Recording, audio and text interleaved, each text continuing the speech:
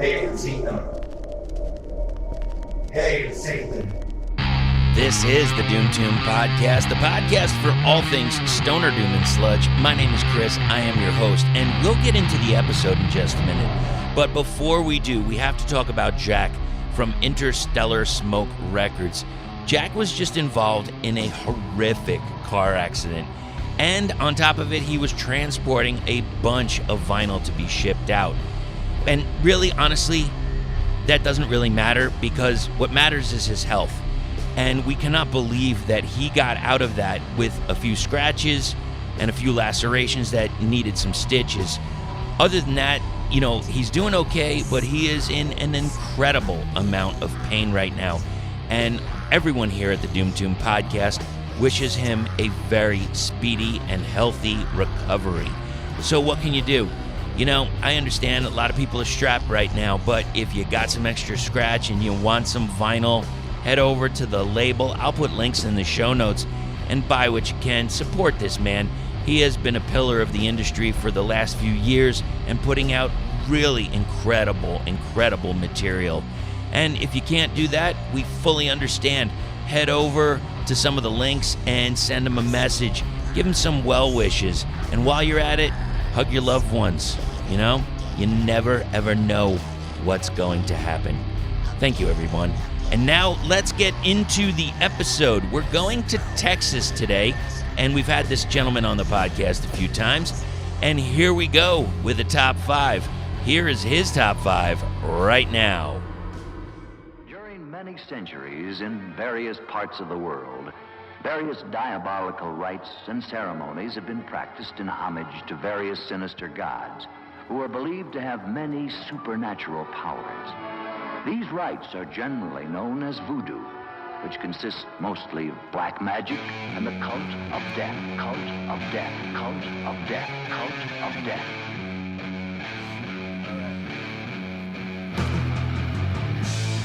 We're back again. This is Chris with another edition of the Top 5 for the Doom Tomb Podcast. And you know this guy already, and I don't even know if I need to give him an introduction, but let's do it anyway. Burn Ritual, the band. Gypsybyrd, the band. This is the guy. His name is Jake Lewis, and he's got a top 5. First off, Jake, how you doing, man? Doing great, man. How you doing? Awesome. Another great day above ground. Now, here is the question for you, sir. What is your top 5? Top 5. I want to hear your top 5 of this, but my top 5, let's do top 5 horror movies of all time. Ooh, top 5. Oh, I'm down for this, man. You know, I know I can chime in. You know, I haven't seen all of them. Some of the, you know what's weird? Like, I just recently, within the past half a year, saw Scream. Like, it just wasn't, I don't know, it just seemed kind of too schlocky for me. It was like almost too mainstream. I know we talked about it a while ago, where it's like we almost like the dirt of it. You know, it's like when we were talking about wrestling, you know, it's like the big stuff, it's there, but I still like the underground. I still like the independence. So, okay, but it's not about me. It's about you.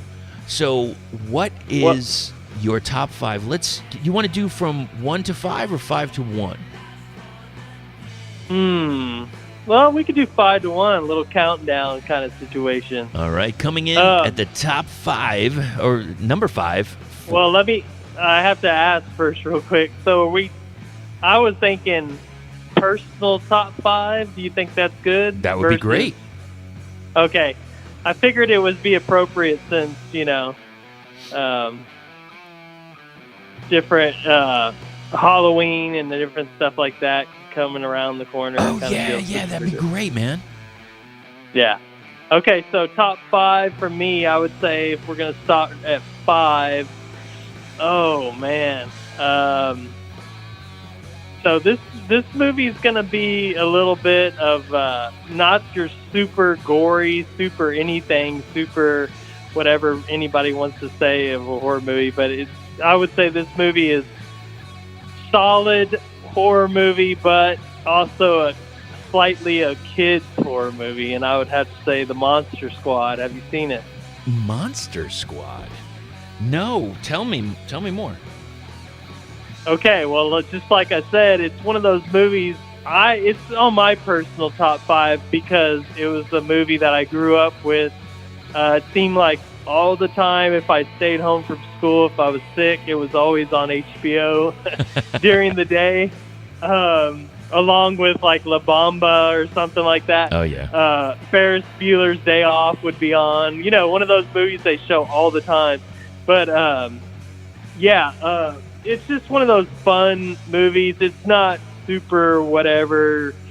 I guess some people might say scary or whatever, or like, obviously not gory or anything, but it's got the characters. It's got Dracula, Wolfman, Frankenstein's monster, if you want to be technical. Right. But it kind of like the Universal monsters, but their own version of it, and it's based on a bunch, almost like if you could imagine, you've seen the Goonies, obviously, right? Sure.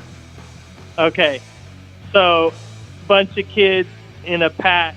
They're called the Monster Squad, and they're looking to fight off these, quote unquote monster. There's mummies in there too, and it's all based upon getting this jewel that came from the old days of oh man, I can't even remember what they're called, but it's just one of those backstory things going back in history where the bad guys ended up trying to find this artifact, and now the kids have to come save the world, in other words. But I recently showed it to my youngest boy because obviously they're too young to watch horror movies, and I'm not ready to get them into that. Sure. I remember I didn't see my real kind of hardcore horror movies until I was a little bit, probably at least over 10 years old, but they're too young to watch that. But it's a good movie that's got some characters that but also it's not too over the top for younger viewers, I guess you could say. Yeah, as you're telling me about it, I think was the brother from Wonder Years in it? He was one of the bully kids from the school. Yeah, he was in that movie. Yeah. Gotcha. Yeah, you know what? Again, I remember maybe seeing a commercial of it, but okay, I'll put it on the list. No worries. To okay. That, man. All right, so that is number 5. What is number 4? Yeah, number 4, I'm going to have to go with Hellraiser. Ooh, nice choice, man. Yeah. Hellraiser was a movie that I always seem to catch, too. And even to this day, I'll watch it. It's definitely not like... it's number 4, I would say, but it's not like my favorite. But it's definitely, it always freaked me out even when I was younger. And I remember, I think before I even watched it, I would go to the video rental store and I would see the picture of Pinhead on the thing, right. And I always thought, ooh, God, what's that all about? It kind of freaked me out without even seeing the movie. So, yeah, that movie's got to be on there, on my list, and let's go with number 4. But I always thought the Frank character was very weird and trippy, that he's in that room, and the whole flesh thing and all that. I do. I remember seeing that several times. I enjoyed it. Okay, I kind of felt like after a while, Pinhead kind of went the way of what's the name, Krueger. Like it almost became kind of comical in a way, I guess. But But that first one, man, jeez, and yeah, I don't like. Sorry to interrupt, but I don't really like any of the other parts, like part 2, part 3, like the original Hellraiser. That's to me, I'm exactly the same as you. Like, I thought it got a little comical there, a little bit cheesy, just like the Nightmare on Elm Street sequels did as they went on. Yeah, but you know what, Barker, man, he put out some killer stuff. I still have the VHS of Nightbreed and Candyman. Oh yeah, I thought those were two really great productions from him. Oh yeah, Nightbreed's dope, very dope. And there was one that I wanted to see. What was it called? Oh God, I'm blanking on Meat Train or something like that. I can't remember, but it was by Barker, and I just kind of off the top of my head. Either way, all right. The midnight Meat Train. Yes, that's it. Yeah, yeah. Did you see it? Yeah, I saw it once. I don't remember too much about it because, I mean, I don't watch as much horror as I used to, but there was a time in my life that I watched a lot of fucking horror, and so some of the movies I have vague memories of, but I did see it, but I don't really remember super details about it. Yeah, as I'm looking, looking back in the memories of it, 80s, late 80s, I would think around that time, late 80s. And there, a teenager, and there's that point where there's not a lot to do, or there wasn't when I was growing up. It's like there's only so much excitement or whatever, and it's almost like you're looking for like something to jar you a little bit. And it was a perfect time to do that. And that's when I remember like a lot of these movies that you're talking about, especially Hellraiser and, like I said, Nightbreed and Candyman. Okay, so we're at number 3. What is number 3? Well, number 3, I'm gonna have to go with my last 3. Actually, are all gonna be from the same director, and that would be John Carpenter. Okay. So you might be able to guess some of them, but John Carpenter is my absolute favorite horror director, producer, whatever you want to say. Actually, I could name a lot of his movies. Could be in my top whatever. But if we're going to narrow it down, I'd say I'm going to start with 3 being The Thing, his version of The Thing. That movie, still to this day, I love watching. I think it was way before its time with the special effects. Right. And I just love the movie. Kurt Russell, badass, of course, and all those dudes being. I just like the setting too, where they're on that bunker thing out in the cold and basically in isolation, away from everybody, and. The thing, or whatever you want to say, the alien life form thing trying to come after them, and all the different, where it mutates into different people and animals, and that scene with the dogs where it, basically takes over all those dogs, and then you see it, and just so much about that movie, man. I just love it. It's actually one of my favorite movies, but of all time, not just horror movies, but it never gets old to me. I can watch it all the time, and I still do. Whenever Netflix or one of the streaming things picks it up for a while, I'll watch it, and I'm like, fuck yeah, man, this movie rules so hard. I don't know. Was that ever redone? Was it redone? Yeah, there's an original. Yeah, I remember the original was like in, early 80s or so.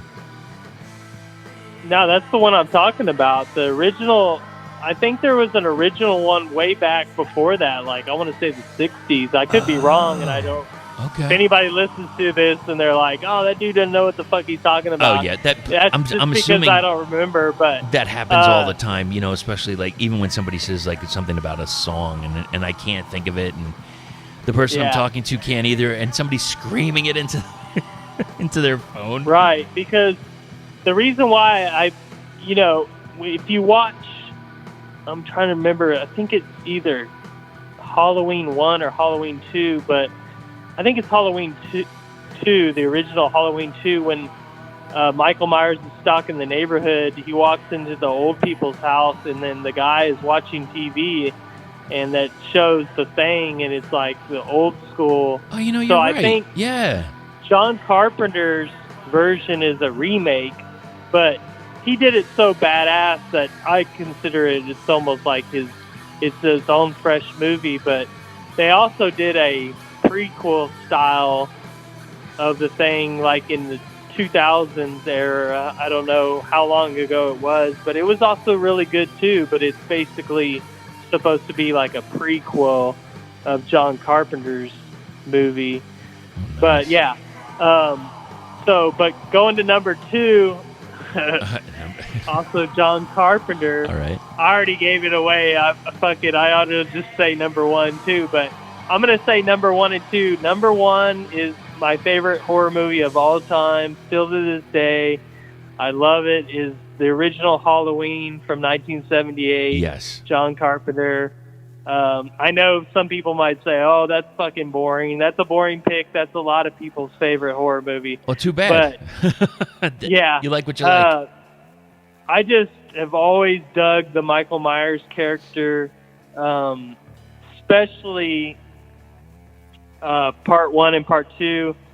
That's why I said number 2 would be the part 2 original Halloween, not Rob Zombie's version, the original John Carpenter. Right. Halloween 1 and 2, because like I said, always dug the Michael Myers character, but I also loved the fact that it was really raw, and John Carpenter, obviously being a musician too, coming up with all the score by himself, and it was so simplistic. Everybody knows that theme when you hear it. Of course. The Halloween theme, it's iconic, and I just love that movie. I've always loved, if people, I know everybody has their subgenres.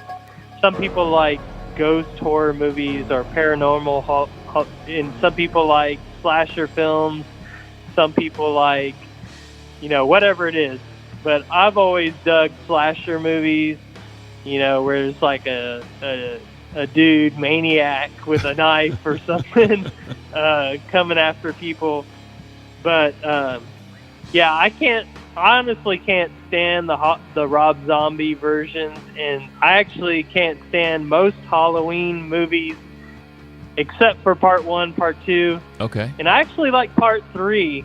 Even though it doesn't have Michael Myers in it. I love Halloween 3. A lot of people can't stand that movie, but I think it's a cool fucking movie because, yes, it doesn't have anything to do with Michael Myers, but it's almost like its own movie. It should have been called something else. It shouldn't have been called Halloween 3, but it's got a real sci-fi thing going on. But I also like Halloween H2O, wow, which was the one that Jamie Lee Curtis came back. I want to say that was like late 90s. Yeah, I think movie. Around 97, 98, something yeah. like that. It definitely has a lot of cheesy to it. And I just actually watched it a couple nights ago because I like to revisit it every once in a while. Because some people say, well, I like Halloween 1 and 2, and then I also like 4 a little bit, and 5. I can't stand 4 and 5. I think the mask that they use for Michael Myers is fucking shitty in those movies. Yeah. So it throws it away for me. But I thought they did a decent job with H2O because they brought back Jamie Lee Curtis, and then they kind of brought her son into the storyline. And of course, it's nostalgic for me because I remember being so into Halloween, and when they announced that movie, I was like, oh, fuck yeah. Like, I can't wait for this to come out. And I remember I went the night that it showed in Corpus, and and my girlfriend at the time, we all went. It was like this big thing, and the whole theater was packed to the max. Right. And so everybody was into it. It was one of those movies where every scene had people like the audience was super into it. It was like being at a rock show or something. Sure. So that being said, it isn't the greatest movie ever by far, but it's okay. But anyways, No, I went too far on that subject. It's something to you. That's the point. It's when I go, there's some people that I have reached out to, and it's outside of, obviously, we talk about stoner doom a lot and sludge music and psych music. And there's some bands that I grew up on that I just want to talk to them, and I want to see what was happening because I wasn't as inside at the time. And it's just what I like. And people could look at it and say, ugh, really? Seriously? Like 80s hair metal or whatever it was? And I'm like, yeah, sorry. That's what I like, and that's what I was listening to. I'm very sorry. Look, when you said Carpenter, it reminded me there was a movie that he did. It was in the 70s. I'm kind of sketchy on it, but you're kind of bringing me back like I gotta see it. It was called Dark Star. Do you remember? Yeah. Do you remember that at all? Yeah, but I didn't see it until way later in life. But yeah, I've seen it, and I like most of his movies. I mean, he made some duds later on in life, like in the 90s and in the 2000s, like The Ward, I think is kind of a terrible movie and stuff like that. But all his shit from like Halloween on, and of course, I'm trying to think. I kind of went a blank, but like I could have.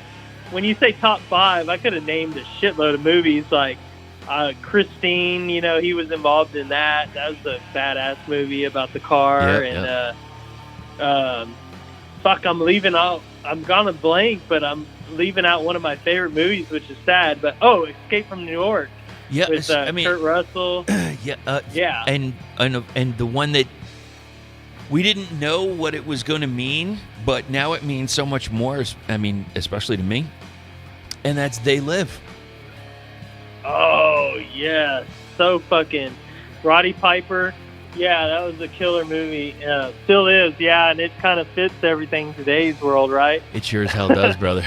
But I could have, it's hard to name a top 5 with horror movies with me. Like, I could have named Jaws, Reanimator, Texas Chainsaw Massacre. There's so many good ones.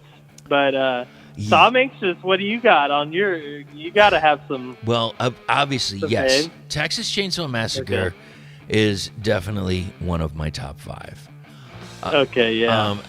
Solid. It was the part when they're at the table and just the screaming and the carrying on that she's doing. I don't know. There's something about that, and I've even heard stories about like the whole story of the Texas Chainsaw Massacre was supposed to be based on the Nixon administration. I don't know if there's a truth to that, but I remember like how, and it's some kind of metaphorical bullshit. I'm not exactly sure, but whereas you like the slasher more, I really like some of the gore. More on the gore side. And I go down a hole with that. I did like The Watchers. I enjoyed that a lot. That's cool. Yeah, and that wasn't too long ago. Now I'm going back. It's like, it's probably like 20 years ago already. I can't. But I read the book actually. I read the book of that before I even saw the movie. I thought that was killer. Halloween, absolutely, because it scared the shit out of me, hands down. And it was between that because, back in the day, we could, even when Halloween was out and the next movie that I'm going to talk about, we couldn't see it anywhere. We had to wait until it was edited in television, or if you were quote unquote rich enough at the time to have HBO or WHT or whatever Cinemax at the time, you didn't get the chance to see it. And I remember seeing it in the TV guide. There was a commercial for Halloween or an ad, and that picture scared me, but not as much as the next movie. And that, I think I know what you're gonna say. All right, for the next one. Carrie. Oh, wow. No, I was thinking something else, but yeah, go ahead. Well, just the idea of, being under a control and finally, letting go. But just Sissy Spacek's look, her covered in the pig's blood, and it was just, oh, man, it kind of frightened me to the core, where when I go back to what I was saying before about looking for a feeling, I remember I kept that TV guide, and I saw, when I think she was like in a corner or something, and she was like covered in blood, and I would look at it every once in a while to purposely get scared, to see how long am I going to have to look at this picture before I get totally desensitized from it, and it doesn't bother me anymore.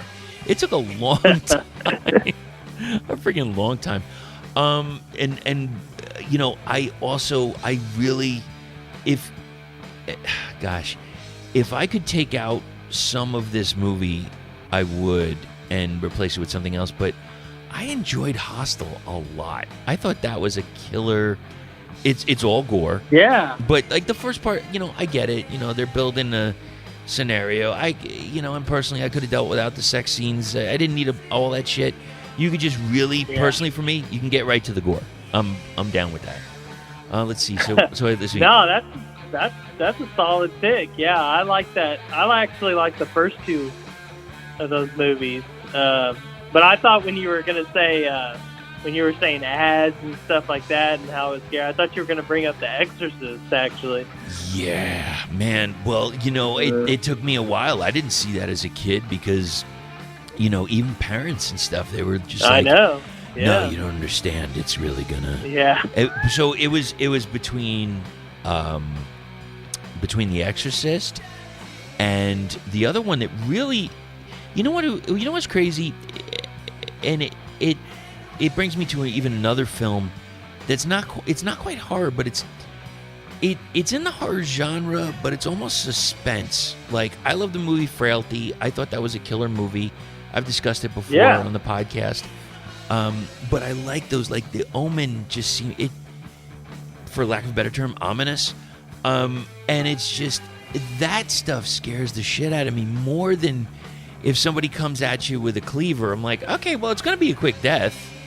But this is just it's brooding and it's sinister, and you just feel eerie with it. And I felt that way with when even an older movie, Rosemary's Baby, that caught me. I really enjoyed that a lot. Yeah, I didn't see Rosemary's Baby until later on in life, and but yeah, I was glad I watched it because there was a part in my life, I want to say it was 15 years ago, 10 years ago, 15, I don't know, where I was trying to catch up on a lot of stuff I might have missed out in life, because I was getting super into horror, and at the time where I was working at, I was able to purchase CDs and stuff like that for the store, and I had a catalog of stuff, and I was like, well, I'm gonna just start buying DVDs. I know there's Blu-rays and shit, but I was like, man, I just want DVDs of horror movies that were considered some of the best stuff from the past that I might have missed, or maybe I don't remember. So Rosemary's Baby was one of those, and I remember watching it. I was like, oh, fuck yeah, this is kind of a trippy fucking movie. It's a slow, what do they call those movies? Slow burn. Slow burner. Yeah, it's kind of a slow burner, and then it kind of builds up at the end there. But yeah, it's a dope movie, yeah. Yeah, and and some of them, I have on DVD, I could, and really for the value of, it's just odd. When I was younger, I think it was on the USA Network, they probably played pieces of it, but didn't play the whole thing. They used to have that show at night called Night Flight. Do you remember that? Yeah, I remember that, but I thought you were going to bring up Joe Bob Briggs or whatever. Oh, no. What was the show he had? I know what you're talking about. I think he was on TBS, if I'm not mistaken. Oh, yeah, that's right. I had him confused. But the movie I was thinking about, because I didn't see anything like it before, was Freaks. And that's what... Oh, yeah, the original from the 30s? Oh, killer, man. Yeah, that's another movie I bought on DVD. I don't have those DVDs anymore because there was a point in my life where I needed some money, and I ended up selling my whole collection of horror movies, which I didn't have a super big collection, but I had a pretty decent collection, and I ended up selling them as a lot, like boom, all together to somebody. But I had Freaks, and I remember watching it because it was once again one of those ones that shows up on people's top 20, top 30, and I was like, man, trippy. Oh, totally, man. And you know, you're so right, because to pick a top 5, like, I really got to go down a solid list, and it's so hard because there's one movie that I have not seen yet. Maybe I saw pieces of it and fell asleep. I don't know. Just The Witch. I haven't seen it yet, but I know I need to. Dude, I like that movie. I like that movie a lot. But the one that somebody brought up to me recently, and I was like, shit, I got to revisit that. I remember seeing it and being just so weirded out. It was Henry, the Portrait of a Serial Killer. I haven't seen that one. The guy, I'm kind of blanking on his name. I remember he was the father. Ooh, I had a nice echo there. The father in the movie Mallrats. Oh, okay. But yeah, no, I haven't seen that movie. I mean, dude, there's so many we could go through. Obviously, like I said, the ones I said are at my top, and I know I'm missing some that I really like, but I can't remember them right now. I would have to go through, and even some of the new stuff. Like, I don't know if you. I really enjoyed Get Out. I thought that was a pretty cool movie, and I heard that there were different. There was a different ending that wasn't quite as positive, I guess you could say. So I don't know. Did you get to see Get Out? Yeah, I did, and I was going to say that there are a few gems that have come out in the last 3, 4, 5 years, even past year. But to me, it's maybe because I've watched horror movies since I was younger, but and I think it is for general everybody, though. They have to kind of be. That's why a lot of these newer style horror movies are very clever, and they're wrote a lot differently, because obviously there's been so much horror all these years, and kind of don't want to fall in the same line of all the other ones before them. So right. It's pretty cool whenever you're able to find a modern horror movie that's been made in the last within the last 5 years or whatever, and still good. Like you brought up The Witch. I really enjoyed that. Some people didn't like The Witch, but I really, really enjoyed it. The whole Black Phillip, the goat, and all that shit was really cool to me. I like the vibe. There was also a movie, I don't know if you ever saw, I get Netflix every once in a while. I'm not one of those people that subscribes every month, because I don't think there's enough content to warrant my whatever, because it keeps going up in price. But right. I don't know if you caught The Ritual is what it's called. I haven't. It's one of their Netflix films, and it's really good. You need to check it out. It's I think it's one of their best movies they've been a part of. But same situation like we were talking about earlier, with the kind of slightly cult kind of vibe, but also the witchcraft and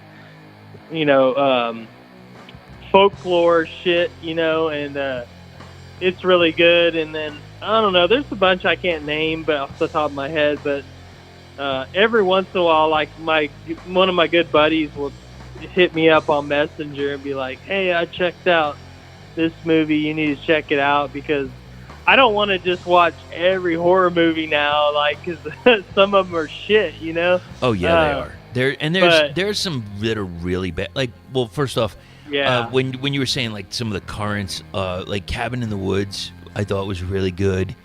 Drag Me to Hell, I thought that was good. But the one thing that I don't know where to put it, because I don't know if it's quite horror or suspense, is the entire Saw series. Yeah, they kind of broke the mold there when the first Saw movie was very. I remember when that came out, it was like a must-see thing because everybody was talking about it. And I guess they would call those, torture films? I don't even know. I guess, but it went through a morphing. Like, the first one was good, the second one, blah, blah, blah. And then as time went on, I almost felt like it started to turn into a gorier, like NCIS or CSI, one of those films, or one of those type of programs. Yeah. Which is, more graphic. And then they kind of weaved in and out, and I just kind of, I should revisit some of that. But yeah, man, there's so much out there.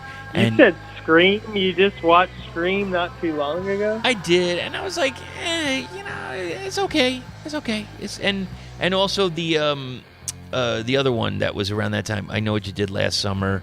Like, I always thought that they were supposed to be like kind of more on the funny side, and there's some funny stuff, I guess, but no, those movies, I think those movies kind of suck. They had there was that whole thing, much like the music industry in the late 90s and early 2000s, where if something gets popular, they're going to copy it to death, and so, the music industry would be like, if a band like Limp Bizkit broke real big, then they'd go find a zillion Limp Bizkit style bands to try to make money. Scream, I thought, was a little bit different because it was, yes, it's not the best horror movie, but I like the fact that they paid homage to some of the older movies like Halloween and stuff, but also, but yeah, it definitely was not, I guess it was like the resurgence of the slasher movie in that time. But yeah,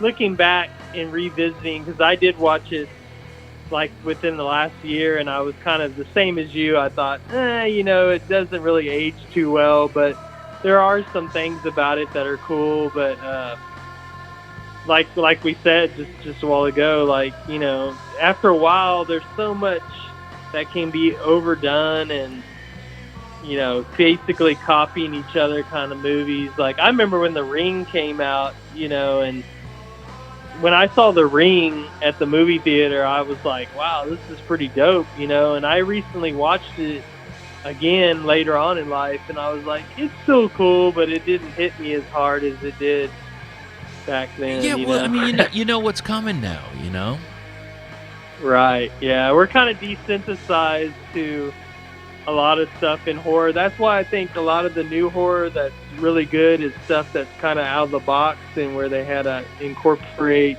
a lot of different stuff, because I can't think of a really, really good slasher movie that's been made in the last whatever years, because it's just been done to death, you know what I mean? Like, even the Halloween, like the last Halloween they did, whatever it was called, I don't even remember what it was fucking called, but they're making another one now that's supposed to come out next year called Halloween Kills. Yes. And I already know it's going to be shit, because some people might think it's cool, but to me that's not, you know what I mean? It's too overdone. Just keep the original. And that's the other thing. I can't stand when they remake great movies. I just hope they never remake Jaws. Please never remake Jaws. Well, that's the thing. You get a few gems, within the decades, and then you get a lot of rehash, which is, it's almost like it's too easy. Like the movie companies, and especially now, I wouldn't be surprised if it's going to happen, because who knows who's working, who's not with all the current situation. But every once in a while, like I said, you get something great. Like you get a Get Out, or you get a Cabin in the Woods. You get Hereditary with Toni Collette. Oh, that was great. I really enjoyed that movie. I've seen that movie 4 or 5 times. And that young lady, please, I'm not knocking her as what she looks like, but she scares the shit out of me. She just looks so creepy. And I'm sure that was a good movie. That was really well done. I'm sure it's a little bit of makeup, but still, it just seems that one caught me on a horror level. It caught me on an emotional level. And, you know, Toni Collette, like, she's just like, it was so unexpected. And she's just a great actress. She just takes it to another level. Oh, yeah, she's great. Yeah. So, Jake, man, thank you so much for the top 5. Really appreciate it. And no problem. We look forward to seeing the next thing, whether it's going to be another Burn Ritual release or another Gypsybyrd release. We don't know, but I do know that when it comes out, I will want to talk to you about it. Sweet, man. Thanks, brother. Take care, and we will talk to you soon. Thanks, dude. Thanks, Jake. You know, anytime we get to talking, you know it's going to take a while. Always appreciate you coming on the podcast and can't wait to hear what the new material is coming down the line. Also, thank you to the executive producer for this program, Ian from No Masters Audio. Now, if you're not too familiar with Ian, he is in the band Stone Witch, and also he did a podcast with Zach Cry from Who to a Kill. Zach has a new podcast. It's called the Jamspace Podcast. Head over to Spotify. I'll put a link in the show notes for that. And also, Stoner Witch Records and the Stoner Witch Show, Miss Melissa, she's got a podcast now where she is doing some interviews. I think her first one was with Rob Blasco. We did one a little bit ago. And also, one of the sponsors, Buzzy Cracklins from The Swamp Records, he's got a podcast. So check them all out. I think I'll be putting the links in the show notes for a bit there. Now, if you want to listen to new and archived episodes, it's doomtombpodcast.com. Across social media, same thing, Doom Tomb Podcast. Same thing to reach us, doomtombpodcast@gmail.com. Do you have an interview that you want done, a review, a submission? Hit us up. And finally, craniumradio.com, 6 to 9 p.m. Eastern Standard Time. I've got a show. It's called The Doom Tomb. We play all kinds of the music that you know and love, and then a few little weird things in and out there every once in a while. There's a whole bunch of other DJs that play all kinds of other music, mostly metal. That's what we keep the station at, but you never know what you'll hear. So head over to Cranium Radio, and if by chance you want to listen another way, we got you. You can listen on the TuneIn app. You can listen on Live 365. You can also listen on Streama. Head over there. You'll never know what you're going to hear, and, you know, we do know that it'll be heavy. So until that next time, meantime, and in between time, support your bands. And speaking of support Interstellar Smoke Records. Jack is going through a rough time right now, and I'm sure anything that you can do would be greatly appreciated. Reach out to your friends, hug your family, and don't forget to stay heavy.